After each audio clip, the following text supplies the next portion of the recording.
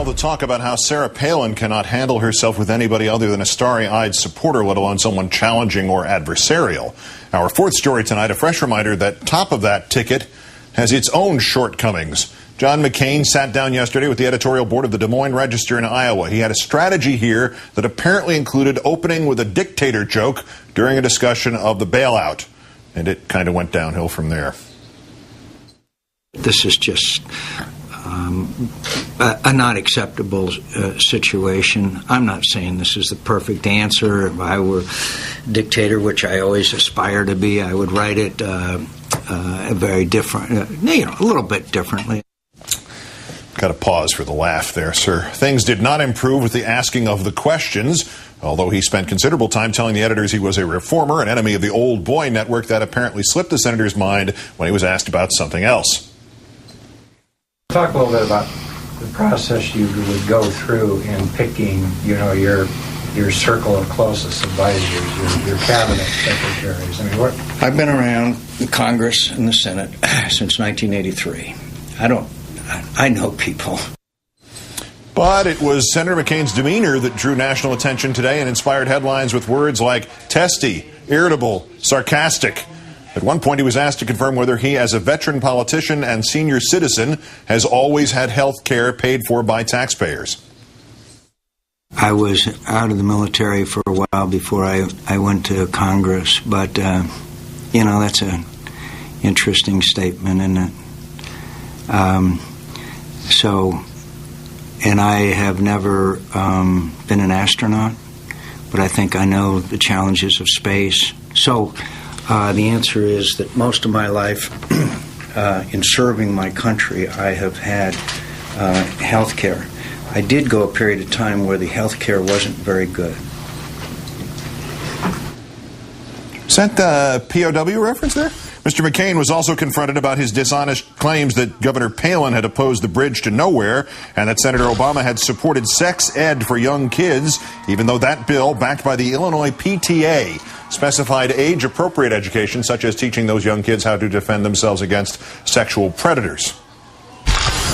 How can you go about rebuilding trust without, I would contend, 100% absolute truth? Because I've always had 100% absolute truth, and that's been my life of putting my country first.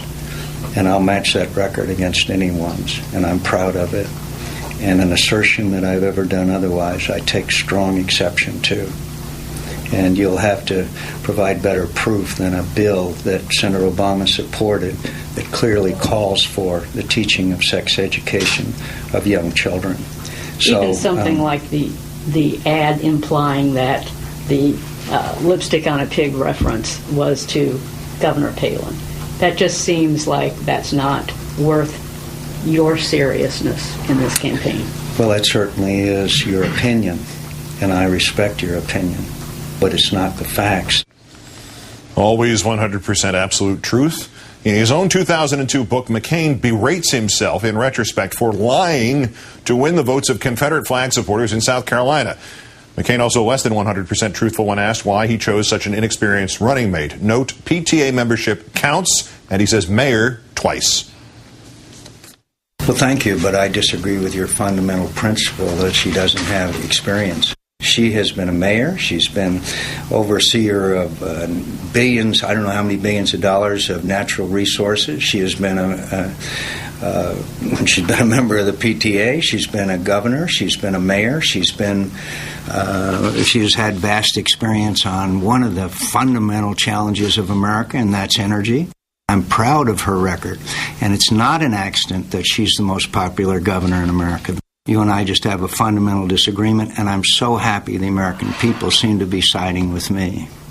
Why do you think they're siding with you? Because there seems to because they like her. They appreciate her. They know leadership when they see it. There seems to be a pretty strong disagreement over whether there are people who are great fans of hers and there are people who feel very uncomfortable that she does not have a lot of experience in public office. Mm-hmm. Even among fairly conservative Republicans who like her policy. I haven't detected that. How do you and I haven't detected that in the polls. I haven't detected that amongst the base. We get 20,000 people that come to our rallies. So, again, I fundamentally disagree. Now, if there's a Georgetown cocktail party person who, quote, calls himself a conservative and doesn't like her, good luck. Good luck. So you just Fine. dismiss those who don't Sure. feel comfortable with her level No, of I don't experience? dismiss them. I think that the American people have overwhelmingly shown their approval. The 100% absolute truth, Americans have not overwhelmingly shown their approval. 51% today told Pew Research Palin is unqualified. And most popular governor, no longer true. McClatchy reporting she has dropped from 82% approval in Alaska to 68%, and at least 2 governors are still polling in the 80s.